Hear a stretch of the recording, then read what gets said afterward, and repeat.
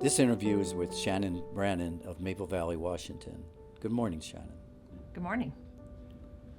On March 13th, 2020, the President of the United States declared a national emergency concerning the coronavirus disease outbreak, and the Governor of Washington ordered a statewide school closure.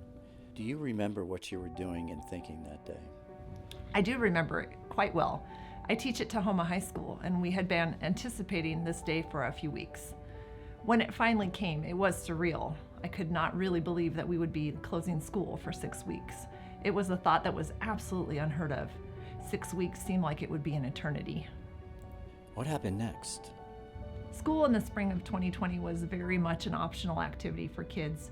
Their grades were frozen at third quarter, so if a student had a passing grade, they may or may not have connected with their teachers. There was no live teaching, only asynchronous postings of class activities. It was very disconnected and unfulfilling. How have you and your family navigated your way through the epidemic? A lot has happened. My father-in-law had a stroke in May of 2020. Thankfully, the hospital let us all spend time with him before he passed away. The hardship was really not being able to have a regular funeral or memorial service for him. We risked it and had an outdoor gathering in the middle of the summer, a risk I wasn't really very comfortable with, but I'm glad now that we took. My younger son and I got the virus in October of 2020. We had very mild symptoms. I thought I had a sinus infection, and he had more of bronchitis type symptoms. We recovered quickly, and I taught remotely through the whole thing. Then my husband got Omicron in October of 2021. He was vaccinated. I've never seen him sicker, and I wonder if he would have been hospitalized if he'd not had the vaccination.